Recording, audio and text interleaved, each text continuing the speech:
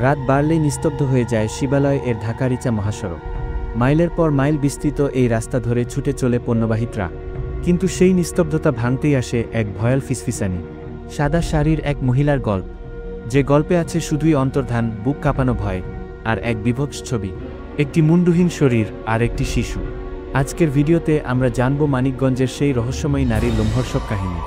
শুনব ট্রাক চালকদের মুখে প্রচলিত সেই অশরীরী সত্তার ভয়াবহ অভিজ্ঞতা।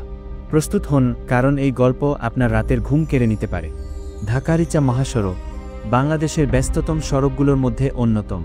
প্রতিদিন হাজার হাজার যানবাহন চলাচল করে এই পথে। দিনের বেলায় সাধারণ এক কর্মমুখর জনপথ, কিন্তু রাত নামলেই এর চেহারাটা পাল্টে যায়। বিশেষ করে মানিকগঞ্জের শিবালয় এলাকা পার হওয়ার পর থেকে আরিচার দিকে যাওয়া রাস্তাটা যেন এক ভিন্ন রূপ ধারণ করে। মাইলের পর মাইল ঘন অন্ধকার, দুপাশে গাছপালা, আর তার বুক চিরে ছুটে যাওয়া ট্রাকের হেডলাইট। এই মহাসড়কই বহু চালকের কাছে দ্বিতীয় বাড়ি। পরিবারের মুখে হাসি ফোটাতে তারা রাতের পর রাত স্টিয়ারিং হাতে কাটিয়ে দেন। আর এই দীর্ঘ একাকী পথেই জন্ম নেয় নানা গল্প, নানা কিংবদন্তি। এর বেশিরভাগই সাধারণ কুসংস্কার বা অলস মস্তিষ্কপ্রসূত হলেও কিছু গল্প গা ছমছমে, লোমহর্ষক। মানিকগঞ্জের সাদা শাড়ির মহিলার গল্পটা ঠিক তেমনই এক গল্প। ট্রাক চালকদের একটা নিজস্ব জগৎ আছে। রাস্তার ধারের ছোট ছোট চায়ের দোকানগুলো তাদের আড্ডার কেন্দ্র। সেখানেই ভাগ করে নেয় তারা দিনের ক্লান্তি, পরিবারের গল্প আর পথের বিচিত্র অভিজ্ঞতা। বছর 5 আগের কথা। ঠিক কবে থেকে এই গল্প শুরু হয়েছিল তা হয়তো কেউ নির্দিষ্ট করে বলতে পারবে না, কিন্তু এই চায়ের দোকানগুলোতেই প্রথম ফিসফিসানিটা শোনা যায়। কয়েকজন পুরনো চালক গল্প করতে শুরু করেন রাতের বেলা এক অদ্ভুত অভিজ্ঞতার কথা। তারা নাকি রাস্তার পাশে একজনকে দাঁড়ানো দেখেন, ঘোর অন্ধকারেও, যার সাদা শাড়িটা জ্বলজ্বল করছিল। প্রথমে তারা ভেবেছিলেন হয়তো কোনো যাত্রী বিপদে পড়েছেন, কিন্তু যতবারই তারা গতি কমানোর চেষ্টা করেছেন, মহিলাটি যেন আরও দ্রুত মিলিয়ে গেছেন অন্ধকারে। প্রথম দিকে এই গল্পগুলোকে নিছক চোখের ভুল, ক্লান্তির মতিভ্রম বা অন্য কোনো সাধারণ ঘটনা হিসেবেই উড়িয়ে দেওয়া হয়েছিল। কিন্তু ধীরে ধীরে গল্পটা একটা নির্দিষ্ট রূপ নিতে শুরু করে। সবাই বলতে শুরু করে নির্দিষ্ট একটা এলাকার কথা।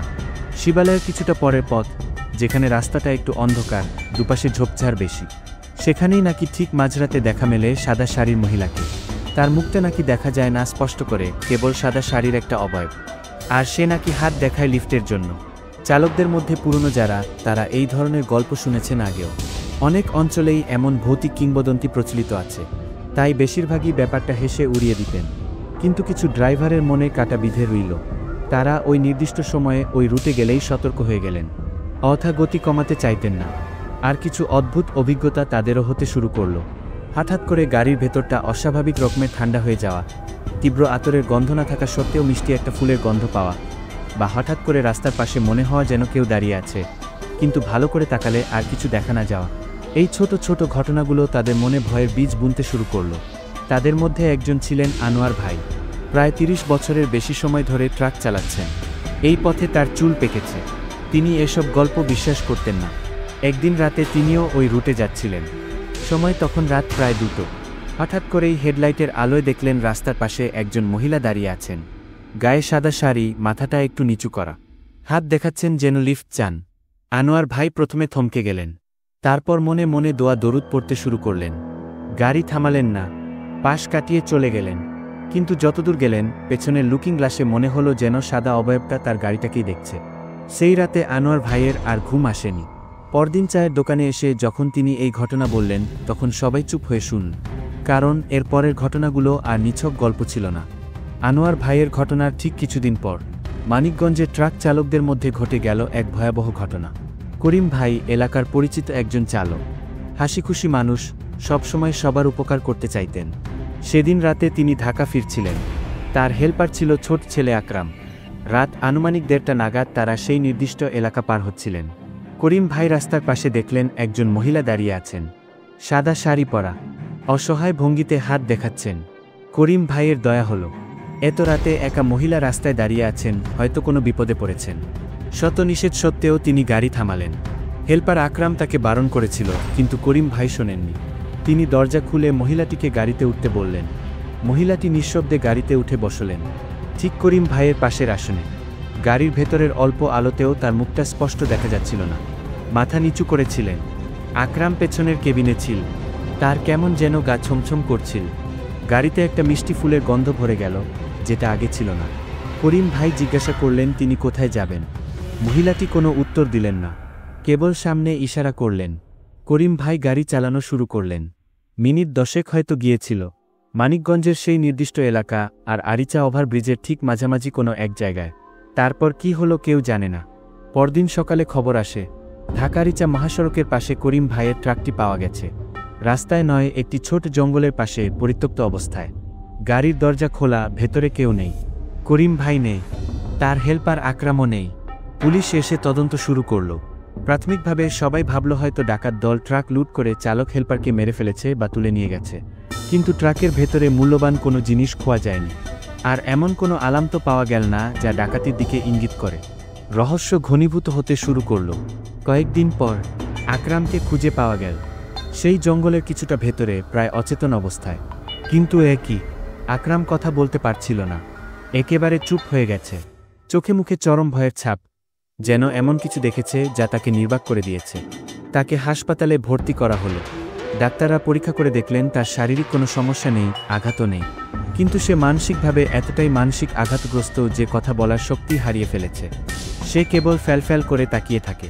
করিম ভাইয়ের কোনো খোঁজ পাওয়া গেল না, তিনি যেন বাতাসে মিলিয়ে গেছেন। আকরাম যেহেতু কথা বলতে পারছিল না, তাই তাকে বোঝানোর জন্য একজন আর্ট থেরাপিস্ট আনা হলো। তাকে কাগজ আর পেন্সিল দেওয়া হলো। আকরাম প্রথমে কিছুই আঁকছিল না, কেবল কাগজটার দিকে তাকিয়েছিল। তারপর একদিন সে আঁকা শুরু করল। তার আঁকা ছবিগুলো দেখে সবার শরীর হিম হয়ে গেল। আঁকাবাঁকা লাইনে আঁকা একটা ট্রাক, আর ট্রাকের ভেতরে আঁকা একটা বিকৃত চেহারা, আর ট্রাকের বাইরে আঁকা একটা অদ্ভুত শরীর, একটা মহিলার শরীর, এর মাথাটা নেই, আর সেই মুন্ডুহীন শরীরের পাশে আঁকা একটা ছোট শিশু। ছবিগুলো এতটাই উদ্বেগজনক ছিল যে কারো বুঝতে অসুবিধা হলো না আকরাম কি বোঝাতে চাইছে। সে যা দেখেছিল তা হয়তো এই পৃথিবীর কিছু ছিল না। মুন্ডুহীন সেই নারী কি তবে সেই সাদা শাড়ির মহিলা? আর তার পাশে আঁকা শিশুটি বা কে? করিম ভাইয়ের অন্তর্ধান এবং আকরামের এই অবস্থা এলাকার চালকদের মধ্যে চরম আতঙ্ক ছড়িয়ে দিল।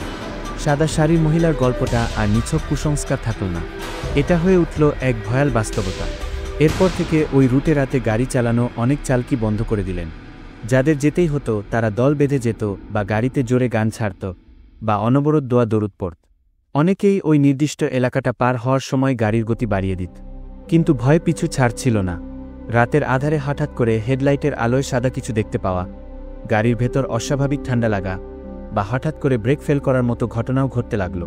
মনে হতো যেন অদৃশ্য কেউ তাদের চালচলনকে প্রভাবিত করছে।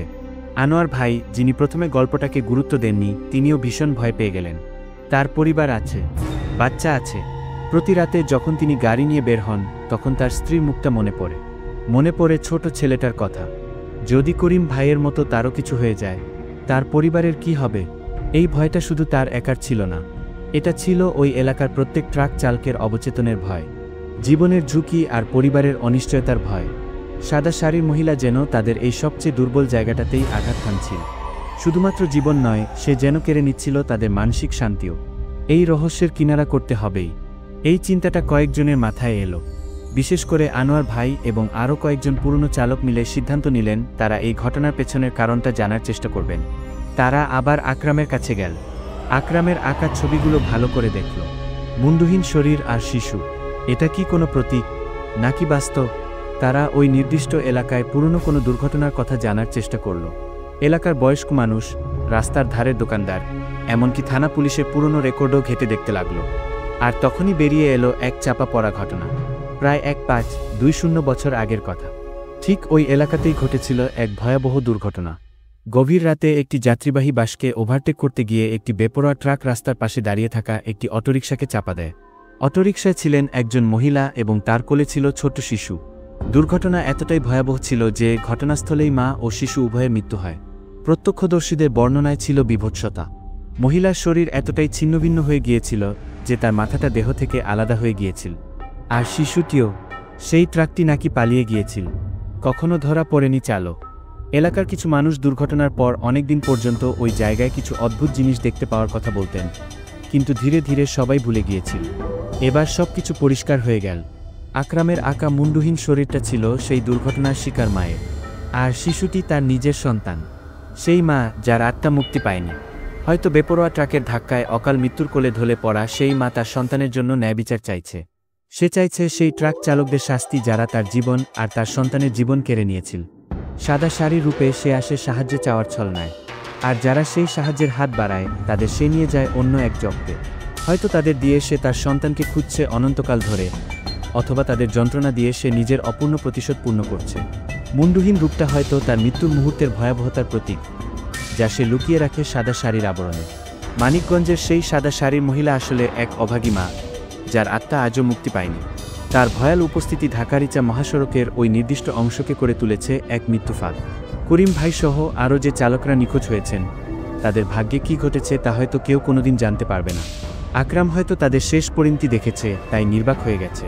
এই কাহিনী কেবল একটি ভৌতিক গল্প নয়, এটি রাতের আধারে বেপরোয়া গতির পরিণাম। এটি একটি মায়ের অপূর্ণ ভালোবাসা আর অপূরণীয় ক্ষতির এক করুণ এবং ভয়াল আখ্যান। মহাসড়কটি আজও আছে, ট্রাকগুলো আজও চলে, আর রাত নামলেই মানিকগঞ্জের সেই নির্দিষ্ট পথে এখনও শোনা যায় চাপা গুঞ্জন। সাদা শাড়ির মহিলার অপেক্ষায় থাকার গল্প। এই গল্পটা শোনার পর আপনার কি মনে হচ্ছে?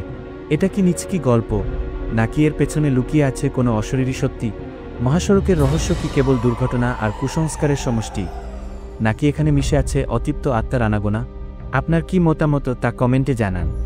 আপনি কি এমন কোনো ভৌতিক কাহিনী বা রহস্যময় ঘটনার কথা জানেন, অথবা চান আমরা বাংলাদেশের বা ভারতের অন্য কোনো স্থানের এমন রহস্য নিয়ে ভিডিও বানাই? আপনার মূল্যবান মতামত অবশ্যই কমেন্ট করে জানান। ভিডিওটি ভালো লাগলে লাইক করুন, চ্যানেলটি সাবস্ক্রাইব করে আমাদের পাশে থাকুন। দেখা হবে পরের ভিডিওতে নতুন কোনো রহস্য নিয়ে। ততক্ষণ পর্যন্ত সাবধানে থাকুন, আর রাতে ঢাকা-রিচা মহাসড়ক পার হওয়ার সময় একটু সতর্ক থাকবেন।